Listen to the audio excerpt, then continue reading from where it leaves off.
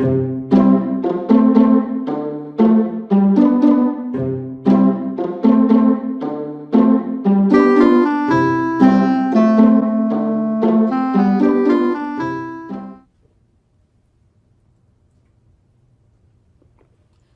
to Hot Tea and Tall Tales book reviews. I'm Sarah Cleveland, an independent author, and each week we're going to be exploring a new selection of tea and a new book with an emphasis on independent and small press authors.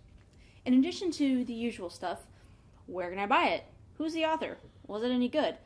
This review is going to go in depth into these categories: design, premise, characters, world building, plot, and of course, writing. Each book will receive a score of 1 to 5 teaspoons of tea leaves in each category.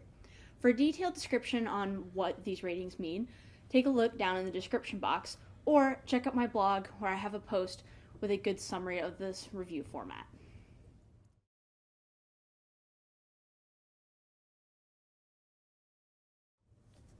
Before we get into the book review, I just quickly want to let you know what's in this teacup. This is a blended 2 teas from Tivana, the Jasmine Silver Needle, which is a white tea, and the Emperor's Clouds and Mist, which is a green tea. It makes a good cup of tea, although I definitely have other green teas and jasmine-infused teas that I prefer. But I got the Silver Needle for 75% off, so if you see it on sale, it's definitely worth picking up. Tivana seems to always be rotating their stock, but I will put shopping links in the description box if I can find them. Of course, this is not sponsored, I'm just telling you about the teas I like.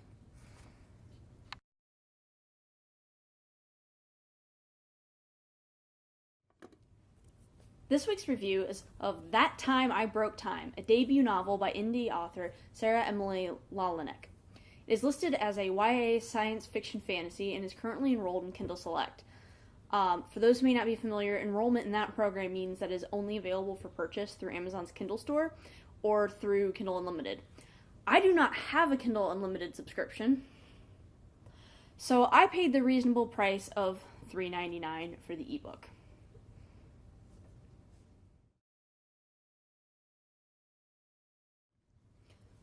So, full disclosure, I do know the author. We are in the same group for National Novel Writing Month, which is the Akron Regional Group. But I am not receiving any compensation for this review. The fact that we are in the same writers group is not influencing my opinion whatsoever. And like I said, I paid for the book, so no freebies there. So, about the author. So Sarah is a new author from Akron, Ohio. She holds a BA in English from Kent State University and a Master's in Education and Higher Education Administration from Tiffin University. She has a Yorkie named Joey, and you can find her on Facebook, Twitter, and Goodreads. Okay, so some book details. That Time I Broke Time is estimated at about 165 pages by Amazon, and Amazon also estimates the typical reading time at about 3 hours and 18 minutes. Now, I didn't clock myself because I didn't read the book all in one sitting, but I'm a quick reader, and I think this estimate seems pretty fair. At the time of this video, there's only like one review on Amazon, so if you guys do pick up this book, please head over to Amazon and drop some reviews, because that really helps us indie authors in particular get picked up for the search algorithms and things like that. So, while this book is currently only available as a Kindle ebook, Sarah says that she has plans to release it as a paperback this coming April. It's currently only available in English, and I'm not aware of any plans for translation at this time. A sequel is planned for later this year, and there will be a review on that when it becomes available.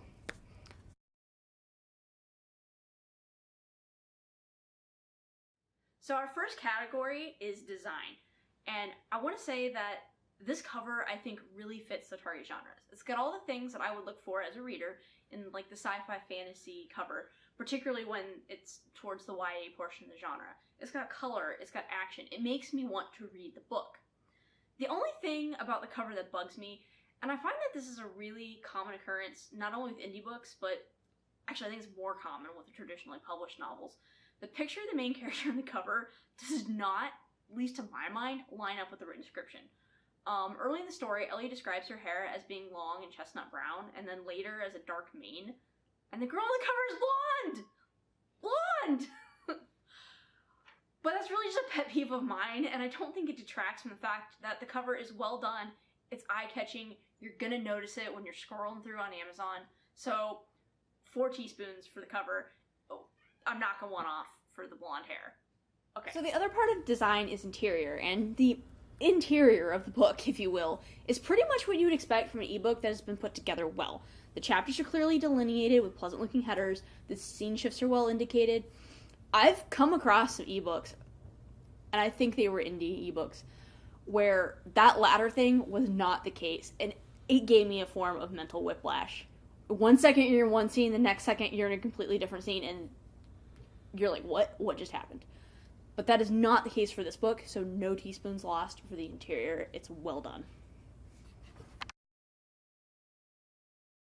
So our second category is premise. And I'm going to start this category by reading you the book blurb. I'm going to do that straight from my Kindle. The blurb says, "The future doesn't freak out Ellie Evanston. Being a product of the 2100s, Ellie is accustomed to hovers, hollows, and even time travel. Ellie knows all about time travel from her adopted parents, but they didn't mention how the time travel gene mutates with every generation of new travelers. Now at age 18, Ellie is starting college with her best friend and boyfriend. Life is almost perfect. That is until she finds herself dealing with a whole new reality. Ellie's actually her parents' birth child. She can not only time travel, but also break and bend time of her own volition. Ellie's life does not become easier with her new abilities. When Ellie's parents are abducted, she not only faces an evil organization set on controlling time travelers worldwide, but she must also learn to cope with her own emotions before she breaks time for good." Okay, so there's a whole lot of interesting stuff to dig into here, but let's just get this way out of the way first. The book follows a trope. Well, a blend of tropes. The protagonist discovers, and bonus points for on a significant birthday, that she isn't who she thought, due to some secret about her family or the circumstances of her birth. Oh, and now she has awesome powers too. This has been done. And done. And done. You're a wizard, Harry!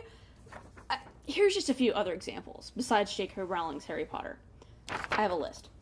Randolph Thor in Robert Jordan's Wheel of Time series. Shay Umsford in Terry Brooks' Sword of Shannara. Luke Skywalker, Leia Organa, and Anakin Skywalker, basically the whole dang family, really, in George Lucas' Star Wars. The movies or the novelizations, take your pick. Don't be picky. Sookie Stackhouse in Charlene Harris's Sookie Stackhouse novels, aka True Blood for you HBO fans. Percy Jackson in Rick Riordan's Percy Jackson and the Olympian series. Diana Bishop in Deborah Harkness's A Discovery of Witches, and Richard Cypher in Terry Goodkind's Sword of Truth series.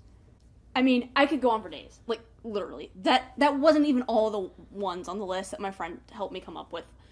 But there's a reason that this has been done so many times. Heck, I even have an unfinished manuscript sitting on my computer with the same trope. And it's a pretty good launch pad for all sorts of crazy adventures. Every story I just mentioned, aside from my own, is a well-beloved story, and it's for totally different reasons. They're vastly different plots, although some do follow similar archetypes in other respects. But in part, it's because they all put their own twist on this trope. And in this case, the twist is that the protagonist is a carrier for a time-traveling genetics that she believes she could have never possessed due to her parents faking her adoption. Points for originality, because I've read a lot of fantasy and sci-fi. And I'm thinking here, I cannot remember coming across this combination before. And it's an intriguing premise. The science behind the TT gene itself is glossed over. Yay, suspension of disbelief! And honestly, I'm glad that the author chose to do that and not to just throw a bunch of physics babble at us and kind of like BS the reader through it. The main character just admits that she doesn't know how it works, and then we moved on. But while it's not, the hard and heavy, footnote-laden steamroller that a Michael Crichton novel would be, That Time I Broke Time does its best to explore some of the big questions outside of the protagonist's own turmoil. In particular, the story tackles a big one. What would the government and society, what would the reaction to such a power be? So the premise, in my opinion, is great. I give it 5 teaspoons. But now that leads us into execution, and that's where many grand premise goes to die. Okay, just kidding.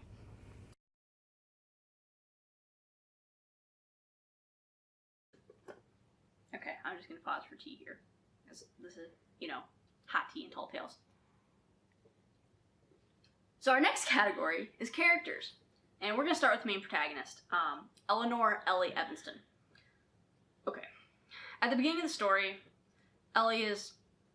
How do I put this? I just find her to be annoying and self-absorbed, but it's in that I just turned 18 and I don't know anything about life sort of way. And the good thing about this is that it gives Ellie plenty of room to grow as a person from the first sentence to the last. And what Ellie has going for her in the story is a good character arc. And because we're in her head the whole time, because it's written in first person, we really get to see the changes in her as the plot moves forward. She shows progress as a character through the story as she begins to look outside of herself and starts to see people for who they really are. Which brings us to our next character. The main antagonist, his name is Kyle. And he starts out the story as her boyfriend. And honestly, there doesn't seem to be much to this character besides the fact that he is a dick. And I don't even like having to say that word on camera, but it's pretty much the best summary of his persona that there is. However, Kyle doesn't spend a whole lot of time on screen in the story, to be honest. And I find his flatness forgivable, especially since the real villain of the story is so much more complex. So that brings me now to some side characters. Because, you know, you have to have a whole cast. Ellie's family. I'm just gonna lump them all together because they're supportive to the point of irritating. I don't think her parents actually reprimand her for a single thing in the entire story, even when they probably should have. They're loving, doting parents, but they're flat. And despite the fact that they keep this absolutely massive freaking secret from her for 18 years. And her grandfather, too. He just seems to lack depth for the badass that he seems to be. And I'm really hoping for some more development on Gramps in the next installment because there's some potential there. Alright, Ellie's friends. The best friend, Natalie, the childhood best friend, Taylor, and the probably future bestie, Ying, rounds it out. The friends were just interesting enough to not feel like complete paper cutouts, but you could have, like, pretty much replaced them with just about anybody else, and the story would have been only maybe mildly affected. They could have been totally different people, and I don't think it would have affected the story much at all. So, moving on. All in all, Ellie's strong character arc is what saves this portion of the story for me. Everybody else felt a little bit flat for one reason or another, and there still feels like there's some great potential there on the side characters, and I really hope they get a chance to shine in the future. So I'm giving this section 3 teaspoons on the strength of Ellie's character arc.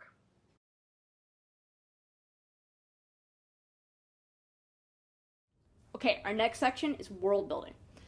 And I teetered really hard between 3 and 4 teaspoons for this section. In any kind of fiction, but particularly speculative fiction of any kind, world building is paramount. You have to build just enough world that it feels real so that your readers will accept the crazy stuff and suspend their disbelief. That Time I Broke Time seems most of the time to find a nice balance between like the overt, in-your-face acts of world building, like the hover cars, because future, and subtlety, like the evolution in the teenage, college age, like alcohol, drug culture. That was interesting. There was obviously a lot of thought put into several key aspects of the world in which Ellie lives, and the society and the governmental structures that have formed in this world are well thought out and make sense, at least to me, given the technologies described. But then there were some things that just they seem to be thrown in or throwaway, just popped in there because it was expected because future world premise, or they were in there as plot crutches, which we'll talk about in the next section. I think that the thing that put the world building over the top for me, though, into a solid 4 teaspoons, was the International Time Traveling Organization, the ITTO, and its genuine nefariousness. Like, the author did not take government is the solution to everything route. Like, this governmental body is just terrible, and it is, like, the epitome of everything that can go wrong when there's too much power and not enough oversight. And it's the true evil of the story, but it's the natural result of the TT gene, and that's what makes this story for me. It answers the big so what about time travel. You know, we have humans with this superish ability to go back in time, so what do? We regulate them! But where do we draw the lines? And I'm so excited to see where this develops in the sequel.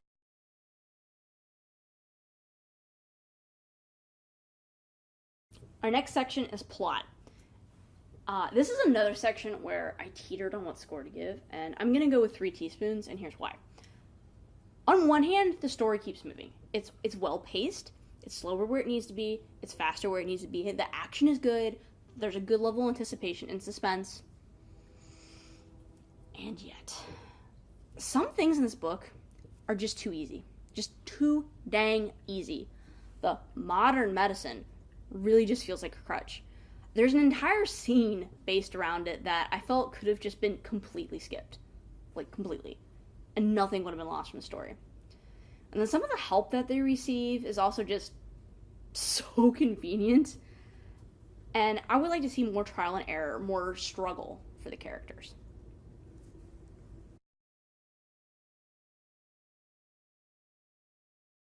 Our final section is writing. This section is about style, tone, those sorts of things.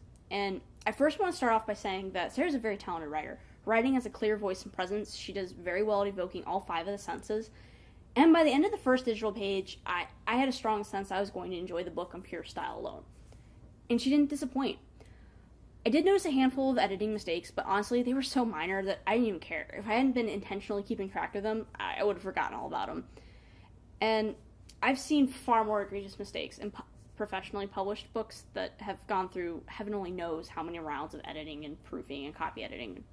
Heck, my own debut novel probably has worse editing mistakes, but I'm too much of a coward to look at this point because there's so many print copies out there, so what are you going to do?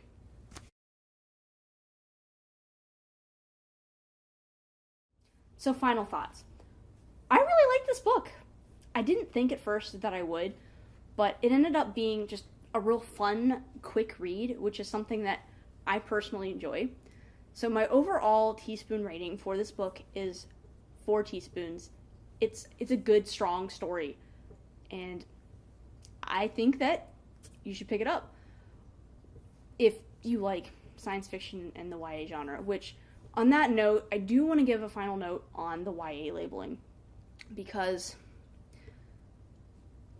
if you were to ask me personally how I would categorize this book, I would not call it YA, I would call it NA, which is new adult.